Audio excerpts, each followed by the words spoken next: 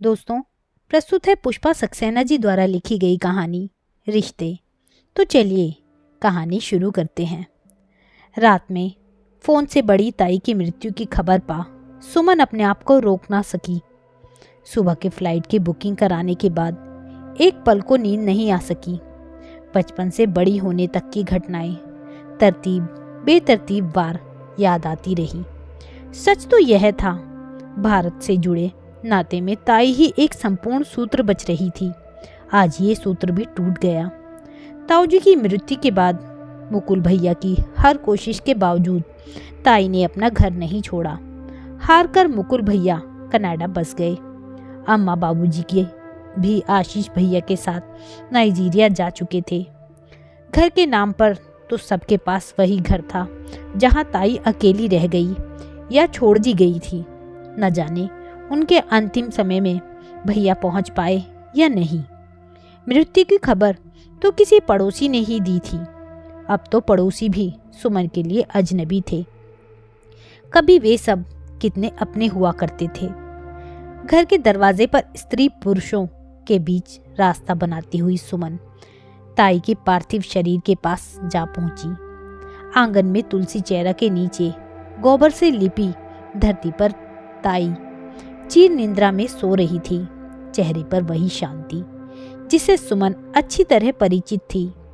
सुमन को देखकर गोमती चाची आगे बढ़ गई। आ गई सुम्मी, आखिरी बखत तुझे खूब याद करती रही जीजी। गोमती चाची के सीने पर सिर धर सुमन रो पड़ी। गोमती चाची प्यार से उसकी पीठ सहलाती रह गई। जी भर रो चुकने के बाद सुमन ताई के सिरहाने बैठ गई। पंडित जी गीता का पाठ कर रहे थे। गोमती चाची ने धीमे से बताया था, मुकुल बाहर की व्यवस्था में व्यस्त है, बहू और बच्चों का आना नहीं हो सका। अम्मा बाबूजी के लिए ताई के शव को रोकने की सलाह पर मुकुल भैया ने ना में सिर हिला दिया। गर्मी में इतनी देर बॉडी रखना पॉसिबल नहीं है, पहले ही बहुत देर हो चुकी है। अगर ऐसा ही था तो मॉर्चरी में ही बॉडी रखनी थी। मुकुल भैया की बात सही होते हुए भी सुमन को बॉडी शब्द चुभ गया। कुछ देर पहले सजीव ताई अब बॉडी पर रह गई थी। बचपन से ताई की गोद में खेलते बच्चे आज बड़े हो चुके हैं। राम नाम सत्य के साथ ताई ने इस घर से विदा ले ली। सुमन से नहाने धोने का आग्रह कर गोमती चाची अन्य व्यवस्था में जुट गई। बचपन के परिचितों में बस गोमती चाची और गोवर्धन काका ही तो शेष थे। बाकी पड़ोसी अपने अपने बच्चों के साथ कहीं और जा बसे थे। 7 वर्षों में इतना परिवर्तन अप्रत्याशित होते हुए भी सत्य था। सिर से नहाकर बाहर आई सुमन को अब घर का सन्नाटा काटने लगा। मोहल्ले की अधिकांश स्त्रियां रस्म निभाकर वापस नहाने धोने जा चुकी थी। रिश्तेदारों के नाम पर अब था ही कौन। उतनी सी देर में गोमती चाची न जाने कब नहा धोकर केतली में चाय लिए आ पहुंची थी। केतकी कमरा आंगन धो गोमती चाची के आदेश की प्रतीक्षा में खड़ी थी। आंचल से आंसू पोंछकर चाची ने एक कप में चाय उड़ेल सुमन की ओर बढ़ाई थी। ले बेटी, इतनी दूर से आई है, गला सूख रहा होगा। तेरी ताई होती तो। सुमन हिलक कर रो पड़ी। हाथ में पकड़ा कप छलक गया। प्यार भरा हाथ पीठ पर धर गोमती ने सुमन को सहारा सा दिया। चाय के घूंट गले से नीचे उतारती सुमन ने आंसू पोंछ डाले। चारों ओर पसरे सन्नाटे ने सुमन को सहमाद सा दिया था। इस घर में सुमन का बचपन जुड़ा था। ताऊ ताई, अम्मा बाबूजी, मुकुल और आशीष भैया के बीच अकेली सुमन सबकी दुलारी थी। हर तीज त्योहार पर घर में कितनी रौनक हुआ करती। पड़ोस के किशन चाचा, गोवर्धन काका, शांता मौसी, सबके परिवार हवन में इकट्ठा होते। ताऊजी सब परिवारों के बुजुर्ग माने जाते। तब से घर सारे मोहल्ले का केंद्र हुआ करता था। धनिया आंगन को लीप पोत कर चमका देती। बच्चों को वो लंबा हवन खासा उबाऊ लगता, पर ताऊजी के डर से सबको बैठना पड़ता। राखी पर सुमन की बन आती। राखी बांधने के बदले रुपये देते। दोनों भाई अड़ जाते, नहीं देंगे रुपया, ये तो पैसा ऐंठने का बहाना है। आशीष भैया की उस बात पर ताऊजी नाराज हो जाते। वो डांट पड़ती कि बिना हिलावा किए दोनों भाई चुपचाप पैसे थमा देते। बाद में भले ही उन पैसों को हथियाने के लिए सुमन की लाख मिन्नतें लड़ाई करते। अपनी राखी के रुपयों से सुमन को उन्हें पिक्चर तो दिखानी ही पड़ती थी। तीज पर अम्मा और ताई जी का उत्साह देखते ही बनता। ताई जी को उस दिन बेटी की कमी खलती, पर सुमन का लाड़ कर वह अपने मन की साथ पूरी कर लेती। गोटा लगी धानी चुन्नी के साथ सलवार सूट में सुमन की सलोनी काया खिल उठती। झूले की ऊंची पेंग पर कितना मजा आता, और बस थोड़ा और ऊपर पहुंच वह सारे आकाश को मुट्ठी में समेट लेना चाहती। तीज के दिन ही लड़कों को महसूस हो पाता कि लड़की होना कितना अच्छा होता है। गौतम ने तो हद कर डाली थी। बहन की साड़ी पहन सुमन की उतनी ऊंची पेंग पर आकाश छुआने चला था।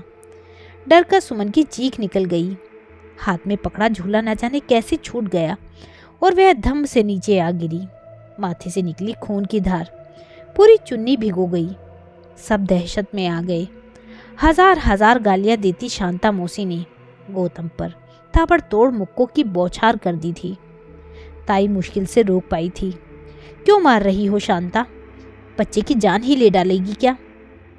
मर जाए तो जान छूटे। अब ये क्या बच्चा है? पूरे 16 साल का हो गया, इसलिए इसे इस तरह धुन रही हूँ। बहुत हो गया, अब छोड़ो उसे। नहीं मौसी, गलती मेरी है। सुमन इतना डर जाएगी मैंने सोचा नहीं था। मुझे माफ कर दो माँ। गौतम का स्वर गंभीर था। बस बस, बहुत हो गया, अब भाग यहाँ से। अम्मा ने गौतम को मीठी झिड़की दी थी। सुमन का हाथ अनायास ही माथे के ऊपर की ओर पड़े दाग पर चला गया। अम्मा को हमेशा दुख सताता। लड़की के चांद से चेहरे पर दाग पड़ गया।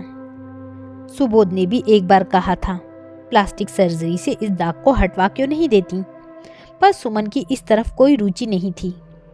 घाट गए लोग वापस आ चुके थे। गोमती चाची व्यस्त हो उठी। शीला जीजी के अंतिम काम में कोई कमी कसर न रह जाए। पंडित जी के हाथ पांव धुला, नीम की पत्तियां थमा दी गई। सबका मुंह मीठा कराने के लिए गोमती चाची ने न जाने कब मोतीचूर के लड्डू मंगा लिए थे। मुकुल भैया के चेहरे पर खींच सी उभर आई थी। मुझे कुछ नहीं चाहिए, मैं नहाने जा रहा हूँ, उसके बाद सोऊंगा, मुझे डिस्टर्ब ना किया जाए। पर बेटा 13 दिन तक तुम्हें ही सब नेम धर्म निभाना होगा। मैं यहीं इसी जगह कंबल बिछाई देती हूँ।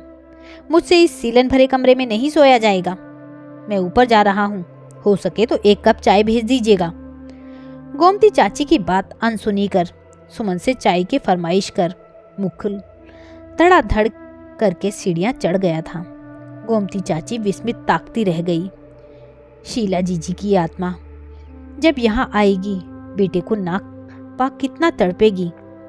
सुमन को याद आया ताऊ जी के निधन के बाद पूरा 13 दिन ताई धरती की सैया बना फलाहार पर रही। दबी जुबान में अम्मा ने खाट पर सोने की बात कही तो ताई ने दृढ़ता से ना में सिर हिला दिया था। आज ताई की आत्मा शांति के लिए कौन विधि विधान पूरा करेगा? सुमन को तो पहले ही पराया धन कह हर काम से अलग किया जाता रहा है। अचानक किसी परिचित आवाज ने सुमन को चौंका दिया था। क्यों मौसी, पड़ गई ना सोच में? मुकुल भैया की जगह मैं तैयार हूँ, बिछाओ कुछ सैया। हमारे मुकुल भैया 7 समंदर पार से दौड़े आए हैं, कितना थक गए होंगे। ये तो सोचा होता मौसी। अपने आनंदी चेहरे के साथ सामने गौतम खड़ा था, कुर्ते पजामे के ऊपर शॉल ओढ़े। गौतम के चेहरे पर उम्र शायद अपना असर डालना भूल गई थी। ये भली कही बेटे की जगह पड़ोसी को रस्म निभाने की बात पहली बार सुनी। गोमती का स्वर खिन्न था।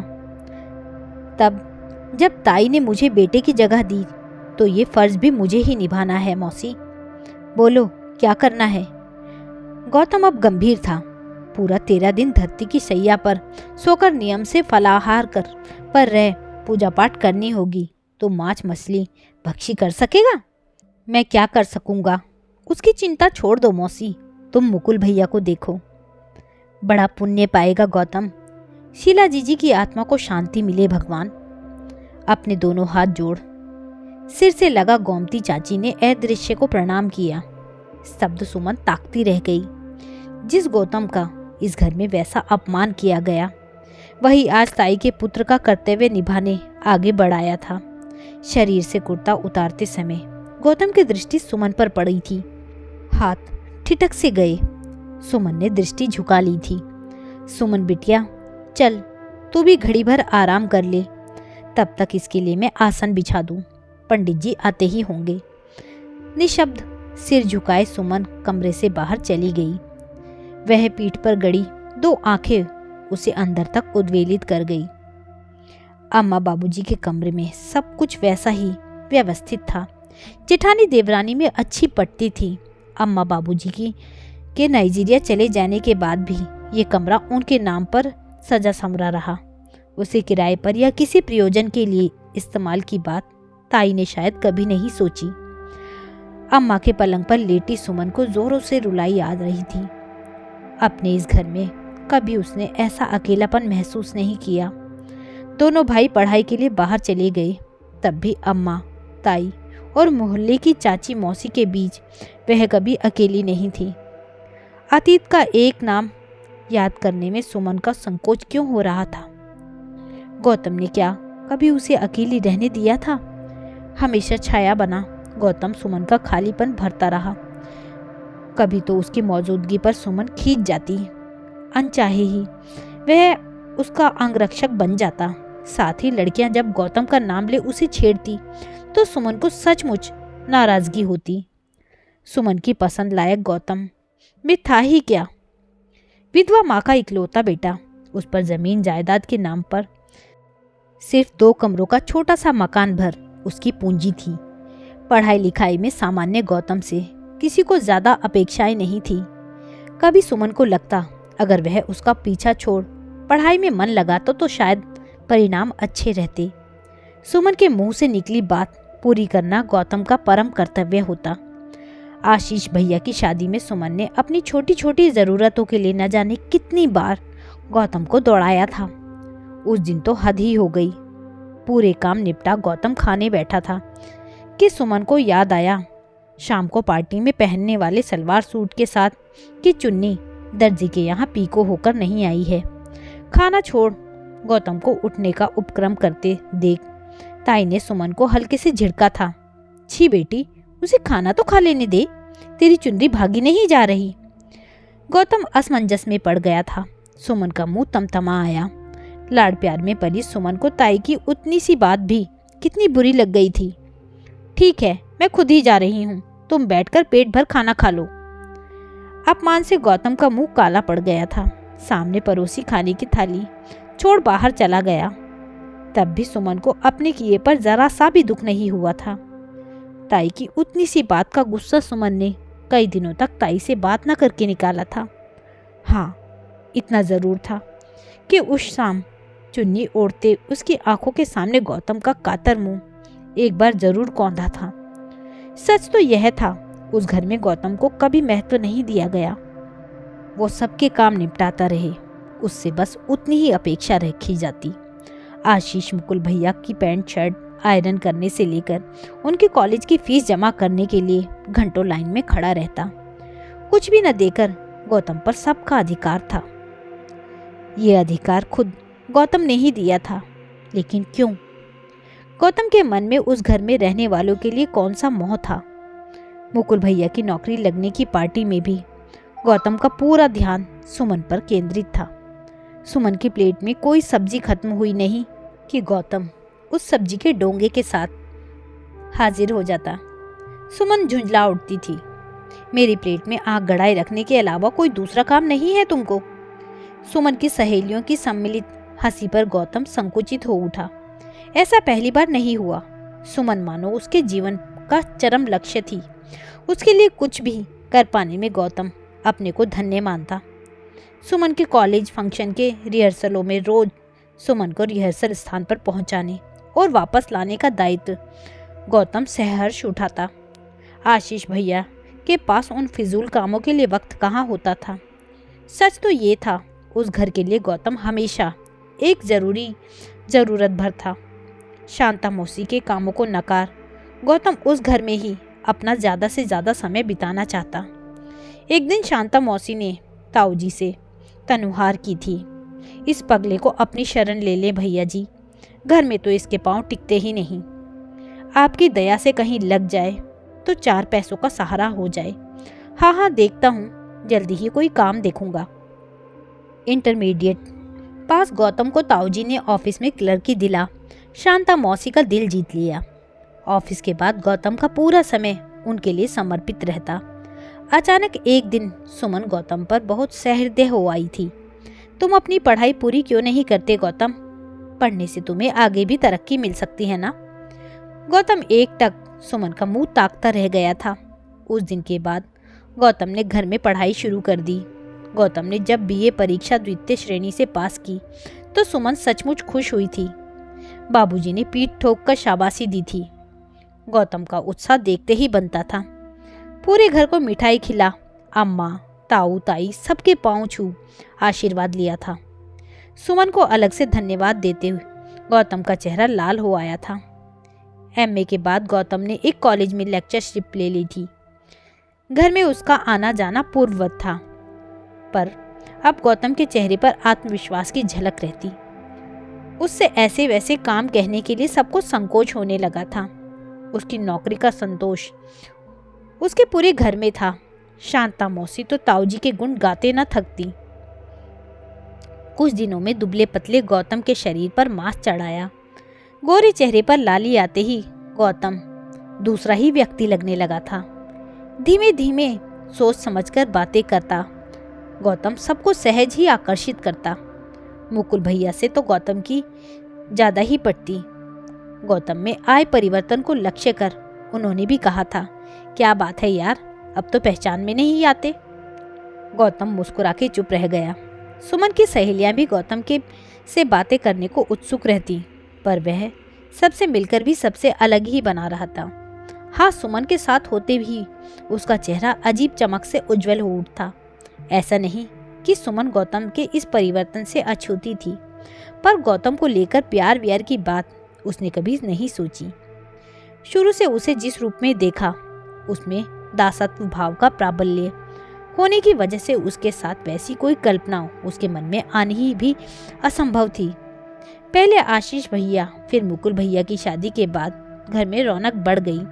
दो बहुओं के घर में रहने की वजह से अम्मा ताई तो पास पड़ोस में घूमने बतियाने का वक्त ज़्यादा मिलने लगा। दोनों भाभीयों के साथ सुमन का वक्त आराम से कट रहा था। पिछले कुछ दिनों से घर के सामने वाले घर में एक नया परिवार आ बसा था। धनी माँ बाप का इकलौता बेटा अरुण देखने में भी बेहद आकर्षक था। पहले ही दिन सुमन को अरुण भा गया। अरुण ने एमए प्रीवियस में एडमिशन लिया था। सुमन का हिस्ट्री डिपार्टमेंट और अरुण का पॉलिटिकल साइंस डिपार्टमेंट पास पास ही थे। अक्सर अरुण और सुमन साथ साथ आने जाने लगे थे। साथ ही लड़कियों ने दोनों को लेकर जब छेड़ना शुरू किया तो सुमन का मन मीठी गुदगुदी से भर गया। अरुण को लेकर उसने सपने देखना शुरू कर दिए। अब भाई भाभीयों की जगह उसे एकांत ज्यादा भाता। ना जाने क्यों आशीष भैया को अरुण फूटी आंख न सुहाता। ये लड़का पक्का घाघ है, माँ बाप के पैसों से गुलछर्रे उड़ा रहा है। वो कैसे? मुकुल भैया इन बातों के प्रति अक्सर उदासीन ही रहते। अरे यार, दोस्तों के साथ होटल में शराब पीना क्या अच्छे लड़कों का काम है? अरे छोड़ो यार, आजकल सब चलता है। हम दोनों तो अम्मा की कड़ी देख रेख में पले हैं, बुद्धू हैं। आज जमाना कहाँ पहुँच गया हमें होश भी नहीं। सचमुच ताई की दृष्टि से कोई नहीं छूटता था।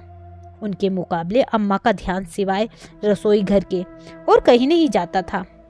ताई ने किसी को शायद ही कभी डांट फटकारा, पर उनकी दृष्टि के आगे कुछ भी छिपा पाना संभव नहीं होता। अम्मा की सिधाई का ताई ने कभी फायदा नहीं उठाया। वह उन्हें सच्चे दिल से छोटी बहन का प्यार देती रही। अम्मा भी उनका खूब सम्मान करती। भगवान ने मुझे बड़ी बहन नहीं दी, उसकी कमी जीजी ने पूरी की है। त्योहारों पर पूरे घर के लिए कपड़े बनवाने की जिम्मेदारी ताई पर रहती। घर के दास दासी भी उनकी दया से अछूते नहीं रहते। देवरानी के बच्चों का उन्होंने कभी पराया नहीं माना। उनको तो ले देकर बस एक मुकुल भैया ही थे। बच्चों ने भी कभी अपना पराया नहीं जाना। घर की एकता बनाए रखने में ताई का बड़ा योगदान था। अक्सर देवर के लिए वह ताई जी से भी नाराज हो जाती। बहुत कम बोलकर भी ताई अपनी बात सबसे कह जाती। ताई ने अनजाने ही घर के पुरुषों को घरेलू बातों में दखल अंदाजी करने की जगह अपने पर निर्भर बना लिया था। उनके संरक्षण में किसी को शायद ही कोई शिकायत रही हो। पिछले कुछ दिनों से सुमन कॉलेज में अक्सर देर से आने लगी थी। भोली भाली अम्मा ने उसके देर से आने का भले ही नोटिस न किया हो, पर ताई ने अचानक पूछ लिया, क्या बात है सुम्मी, तेरी क्लास क्या देर तक लगने लगी है? सुमन सकपका गई। हड़बड़ाहट में ठीक बहाना भी नहीं बना सकी। वो नहीं ताई, मैं रीना के घर चली गई थी ना। अच्छा, तो रीना के यहाँ देर तक हो जाती है? ऐसा कर, उसका टेलीफोन नंबर दे दे, कभी जरूरत पर तुझे बुलाना पड़ सकता है ना। नहीं ताई, रीना के यहाँ फोन नहीं है। देख सुम्मी, हमेशा याद रख, लड़की का चरित्र कांच की तरह होता है। अगर जरा सी भी खरोच पड़ जाए तो लाख जतन पर भी नहीं जाता। मेरी बात समझ रही है सुम्मी? जी ताई। पाँव के नख से जमीन कुरेदती सुमन सहम गई थी। ताई के निर्देश पर कॉलेज से उसे घर ले जाने कभी मुकुल भैया आते तो कभी आशीष भैया। जिस दिन गौतम उसे कॉलेज से घर ले जाने पहुंचता, वह तमतमा आई थी। अच्छा, तो तुम ताई के जासूस हो? घर का बेदी लंका ढाए, कहावत तुम जैसों के लिए ही बनी है। सच मानो सुमन, मैंने किसी से कुछ नहीं कहा। नहीं कहा तो क्या ताई को सपना आया था? मैं तुम्हारी सारी चालाकी समझती हूँ। काश तुम मेरे मन की बात समझ पाती। मुझे क्या पड़ी है तुम्हारे मन में झांकने की? एक बात और सुन लो, अपनी औकात में रहो। मुझसे ऐसी बात कहने की तुम्हारी हिम्मत कैसी हुई? निशब्द गौतम उसके साथ चलता रहा। घर पहुंचते ही सुमन फट पड़ी। अगर फिर कभी उस गौतम के बच्चे को मुझे लाने भेजा तो मैं घर नहीं आऊंगी। मुझसे गंदी गंदी बातें करता है। मैं कोई बच्ची नहीं हूं जो हर रोज कोई मुझे लाने ले जाने जाए। क्या हुआ मुझे बता, क्या कहा उस बदमाश ने? उसकी इतनी हिम्मत, टांगे ने तोड़ दी तो मेरा नाम आशीष नहीं। भैया आवेश में आ गए थे। आशीष तुम बाहर जाओ। एक बात सुन लो, गौतम की टांगे तोड़ने की बात आज कही सो कही, आगे कभी ऐसी बात तुम्हारे मुंह से ना निकले। ताई ने उस दृढ़ स्वर का भैया प्रतिवाद न कर सके, पर सुमन नाराज हो उठी। आप बिना जाने उसका पक्ष ले रही हैं। अच्छा, तो अब सुम्मी बिटिया हमें सिखाएगी हम किसके साथ कैसा बर्ताव करें। ताई की उस मुस्कान से सुमन खिसिया गई थी। मीठी मार शायद इसी स्वर को कहते होंगे। उस दिन के बाद सुम्मी को कॉलेज से लाने के लिए कोई नहीं गया, पर सुमन खुद ठीक समय पर वापस आने लगी थी। मुकुल भैया को कनाडा में एक अच्छी जॉब का ऑफर मिला था। घर में उल्लास और अवसाद का मिश्रित वातावरण था। पहली बार ताई का मुख उदास था। जाने के उत्साह में मुकुल भैया ने ताई की वो उदासी अनदेखी कर दी। उनका कहना था, वहां जमते ही ताऊ ताई को कनाडा बुला लेंगे। मुकुल भैया भाभी जाने की तैयारी में जुट गए थे। मौन रहकर ताई उनकी ज़रूरतें पूरी करती रही। जाने के दिल मुकुल भैया जब ताई के पांव छूने झुके तो ताई ने उन्हें आशीर्वाद दे आंचल से आंखें पोंछ डाली। घबराना नहीं अम्मा, मैं जल्दी तुम्हें ले जाऊंगा। ना रे मुकुल, मैं अपना घर छोड़कर कहीं नहीं जाने वाली। मैं इस घर में ही भली। वाह अम्मा जी, जहाँ बच्चे रहें वहीं घर होता है। मुकुल की पत्नी नेहा ने मीठे स्वर में कहा था। जहाँ रहो खुश रहो बहू, यहाँ ये बच्चे भी तो मेरे ही हैं। हो सके तो मुकुल को वापस ले आना। अपनी बात कह ताई तेजी से मुड़कर घर के अंदर चली गई थी। शायद अपने आंसू दिखाना उन्हें कभी ठीक नहीं लगा था। घर वालों के बीच सबसे समन्वय बनाए रखने वाली ताई न जाने क्यों नेहा भाभी से कभी ज़्यादा नहीं जुड़ सकी। अपने माता पिता की इकलौती बेटी नेहा भाभी इस घर को कभी भी अपना घर नहीं बना पाई। मुकुल भैया के कनाडा जाने से के पीछे नेहा भाभी का बड़ा हाथ था। शायद इसलिए ताई ने उन्हें मन में से कभी माफ़ नहीं किया। मुकुल भैया और नेहा भाभी के कनाडा चले जाने के बाद ताई ने अपने को कमरे में कैद कर लिया था। अपने अकुशल हाथों में घर के बागदौड़ पा अम्मा डर गई। ताई के हाथ जोड़ वह उन्हें जबरन कैद से बाहर लाई थी। जी तुम्हारे बिना ये घर संसार हमसे नहीं चलने वाला है। अगर तुमने घर परिवार नहीं संभाला तो हम अन्न जल त्याग देंगे। हार कर ताई घर के काम काज में फिर से जुट गई थी। इन कुछ एक दिनों में सुमन बहुत आगे बढ़ गई थी। उस रात कमरे की खुली खिड़की से अरुण जब उसके कमरे में पहुंचा तो पाँव की ठोकर से कमरे में रखा पीतल का लैंप जोरदार आवाज के साथ नीचे आ गिरा। अरुण खिड़की से कूदकर बाहर भाग गया था। शोर की आवाज सुन आशीष भैया, अम्मा, ताई सब उसके कमरे में आ पहुंचे थे। भागते अरुण की पीठ अंधेरे में भी स्पष्ट थी। आशीष भैया दहाड़े थे, कौन आया था इस कमरे में? सुमन थरथर कांप रही थी। जल्दी बता वरना तेरी जान ले डालूंगा। आशीष भैया के उठे हाथ देख सुमन की जान निकल गई थी। डरते डरते अस्फुट शब्द मुंह से निकला, गौतम। क्या उस साले की ये मजाल? जिस थाली में खाता है उसी में छेद करने चला है। आवेश में आशीष भैया सोते गौतम को उसके कमरे से खींचकर बाहर ले आए थे। ताबड़तोड़ थप्पड़ घूसों की बौछार के बावजूद गौतम मौन बना रहा। शांता मौसी हाथ जोड़ विनती करती चली जा रही थी, छोड़ दो बेटा, अभागा जन्मते ही मर क्यों न गया?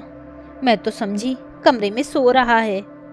आखिर अम्मा के बीच बचाव से आशीष भैया ने उसे छोड़ा था, पर वह फुफकार रहे थे, खबरदार जो इस घर में फिर कभी पांव भी रखा टांगे तोड़ दूंगा। उस बीच ताई न जाने कहाँ चली गई थी। अच्छा हुआ ताऊ जी के साथ बाबूजी लखनऊ गए थे। पिछले कुछ दिनों से ताऊ जी को सीढ़ियाँ चढ़ने में बहुत कष्ट होने लगा था। डॉक्टर ने लखनऊ मेडिकल कॉलेज में जांच कराने की सलाह दी थी। अगर वे लोग घर में होते तो शायद गौतम का जिंदा रहना मुश्किल होता। 2 दिन तक घर में मौत का सन्नाटा छाया रहा। बाबूजी और ताऊ जी के आने से वातावरण और भी बोझिल हो उठा। ताऊ जी को फेफड़े का कैंसर था। सब बातें छोड़ ताई पति की परिचर्या में जुट गई। अपनी व्यस्तता के बावजूद उन्होंने बाबूजी से जल्दी सुमन की शादी निपटाने की बात दृढ़ स्वर में कही थी। सुमन के लिए लड़का खोजने में बाबूजी को ज़्यादा प्रयास नहीं करना पड़ा था। वर्षों पहले इंग्लैंड में जा बसे उनके मित्र को भारतीय पुत्रवधू चाहिए थी। सुबोध को पहली नज़र में ही सुमन पसंद आ गई। विदा के समय ताई ने गंभीर स्वर में कहा था, मेरी एक बात गांठ बांध ली सुमी, अपनी गलती छुपाने के लिए कभी किसी दूसरे को अपराधी मत बनाना। ऐसा करने से मन की शांति चली जाती है ये बिटिया। स्तब्ध सुमन ताई की आंखों में निहारती उनके सीने पर सिर धर जोर से रो पड़ी थी। उसका सिर सहलाती ताई ने तसल्ली दी थी, जो गलती हो गई उसे भूल जा सुमी, तेरी जगह मैं प्रायश्चित कर लूँगी। मुझ पर विश्वास तो है ना? हाँ ताई, अपने से ज़्यादा मुझे तुम पर विश्वास है। मुझे माफ़ कर दो ताई। तब ठीक है, शांत मन से अपने घर जा। मन पर किसी तरह का बोझ मत लेना बिटिया। प्रभु तेरा कल्याण करे। लंदन में पति गृह में सुमन को पूरा प्यार और सम्मान मिला। सुबोध खुले दिल का युवक था। उसे पा सुमन का जीवन खुशियों से भर गया। सब कुछ होते हुए भी सुमन के अंतर में एक ऐसी गांठ थी जिसे सुबोध के साथ शेयर कर पाना असंभव था। कभी रात में सोई सुमन अचानक जागकर पसीने पसीने हो जाती। लगता उस पर कोई वार कर रहा है। सब उसे चोर कहकर पुकार रहे हैं। सुबोध परेशान हो उठता, पर सुमन बेचैन हो जाती। निरपराध, निर्दोष गौतम का वह अपमान क्या क्षम्य था? काश आने से पहले वह उसके पाँव में पड़ क्षमा मांग लेती तो उदार गौतम क्या उसे माफ न करता? अपनी छटपटाहट, बेचैनी जीती सुमन एक बेटे की माँ बन गई। बेटे का नाम उसने सिद्धार्थ रखा। सुबोध को वो नाम ज्यादा नहीं जचा था। ये क्या दकियानूसी नाम रख रही हो? कोई नया नाम क्यों नहीं खोजती? वह गौतम सा निष्पाप, त्यागी, उदार बने, इसलिए ये पुराना नाम ही चलेगा। तुम्हारी मर्जी। उसकी इच्छा देख सुबोध ने बहस नहीं की थी। ताऊ की मृत्यु पर पहुंची सुमन की आंखें गौतम को खोजती रही। उस समय ताई से कुछ पूछ पाना बहुत कठिन था। आशीष भैया अपने साथ अम्मा बाबूजी को नाइजीरिया ले जा चुके थे। ताऊ की मृत्यु पर अम्मा अकेली ही पहुंची थी। शांता मौसी अम्मा के गले लग रो पड़ी थी। रोते रोते उन्हीं ने बताया था कि किसी छात्रवृत्ति पर गौतम अमेरिका गया हुआ है। जिन्होंने उसे इस लायक बनाया, उनके अंतिम दर्शन भी वह नहीं कर सका। सुमन को शांता मौसी ने प्यार से सीने से चिपका पूछा था, सुख से तो है सुम्मी? तेरा बेटा तो एकदम राजकुमार सा लगता है। शांता मौसी की बातों में कहीं कोई शिकवा या शिकायत नहीं थी।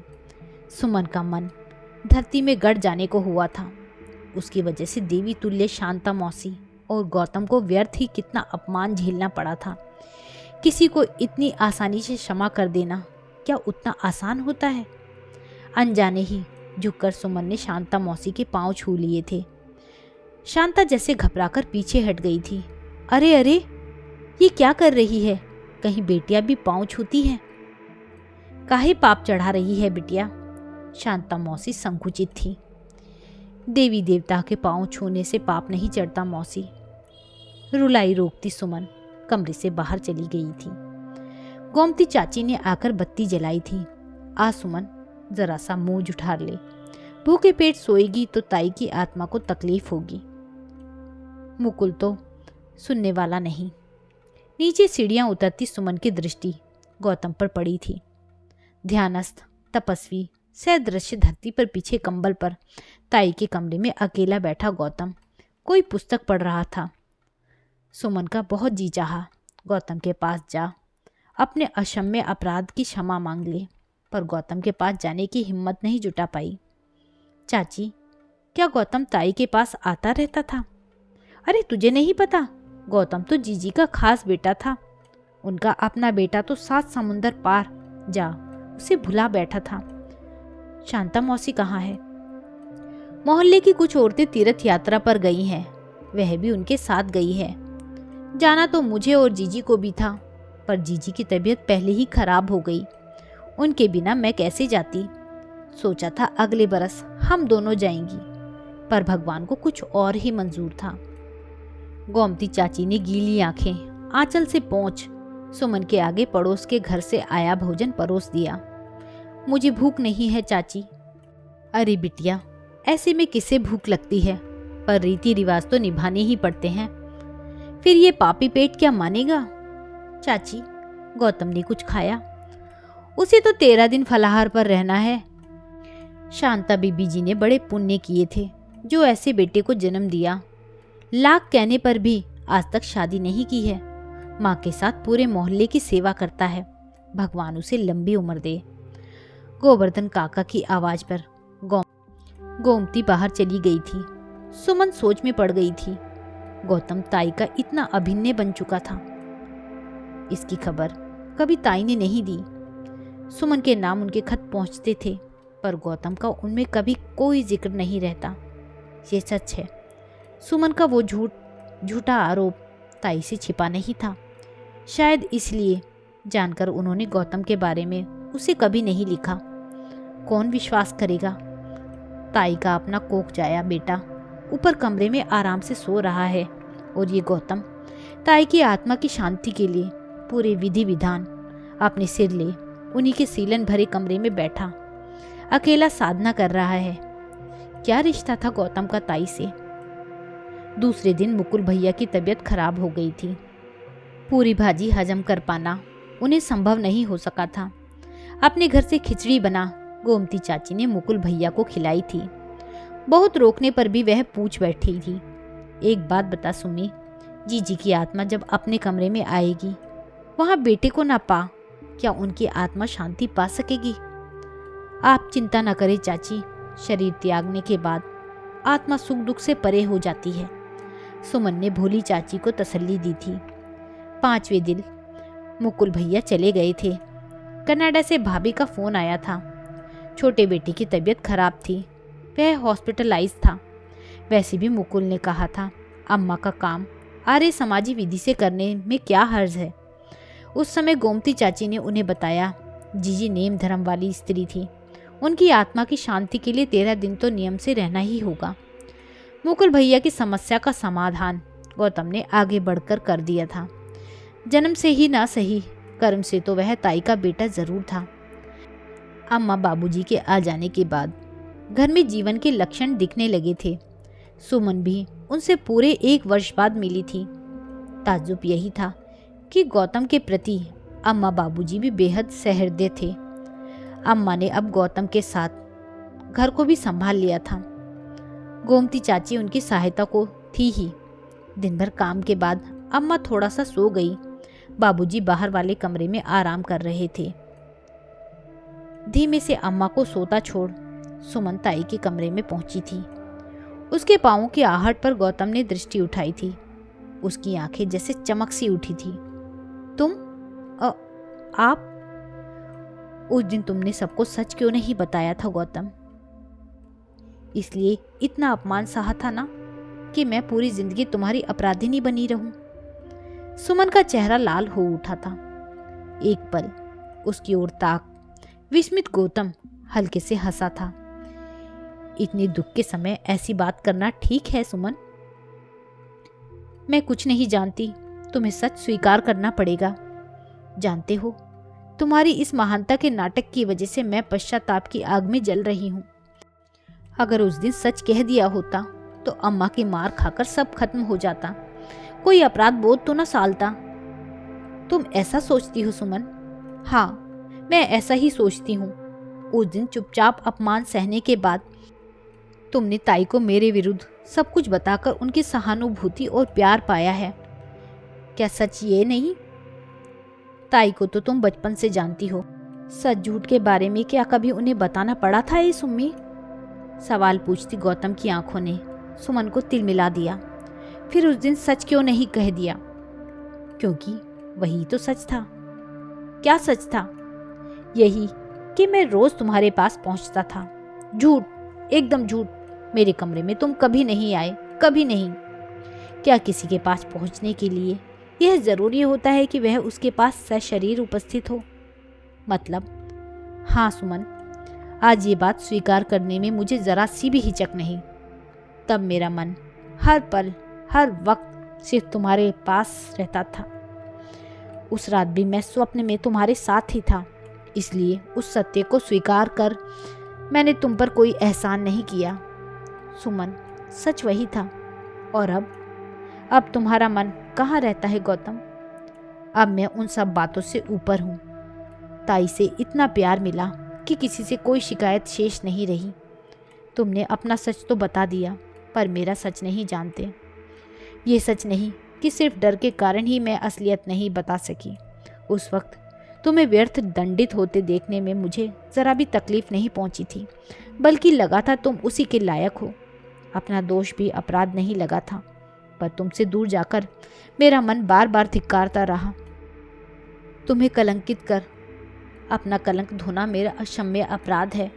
फिर भी क्या मुझ जैसी स्वार्थी लड़की को माफ़ कर सकोगी गौतम? माफ़ी तो दोषी को मांगनी चाहिए। तुमने मुझे चाहा ही कब था? तुम्हें लेकर सपने बुनना तो मेरी गलती थी। ओह गौतम, तुम इंसान नहीं देवता हो। अब तुम जरूर गलती कर रही हो सुम्मी। एक कमजोर इंसान को देवत्व देकर देवता का अपमान मत करो।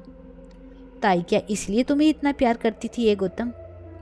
पता नहीं, पर तुम्हारे जाने के बाद उन्होंने बुलाकर मुझे कहा, कुछ नहीं, बस सिर पर आशीर्वाद का हाथ धर मौन रह गई थी। तुम उनकी बात समझ गए थे गौतम। हाँ, इसलिए मैंने उन्हें अपने मन की पूरी कहानी सुना दी थी सुमन। ताई की गोद में खेलकर भी हम उन्हें उतना नहीं जान सके जितना तुम। क्या रिश्ते सिर्फ खून के ही होते हैं सुमन? नहीं गौतम, आज इस सत्य को मुझसे ज्यादा कौन समझेगा? गौतम के सामने दोनों हाथ जोड़ अपनी नम पलकों के साथ सुमन कमरे से बाहर चली गई। तो दोस्तों, यह थी कहानी रिश्ते, जो कि बहुत ही प्यारी कहानी है। आपको कहानी कैसी लगी मुझे कमेंट करके ज़रूर बताइएगा। साथ ही ये ज़रूर बताइएगा कि इस कहानी ने आपके मन को कहीं ना कहीं छुआ है या नहीं। दोस्तों, कहानी पसंद आई हो तो कहानी को लाइक शेयर ज़रूर कीजिएगा। साथ ही चैनल पर अगर नए हैं तो चैनल को सब्सक्राइब करना ना भूलिएगा। कहानी सुनने के लिए बहुत बहुत धन्यवाद।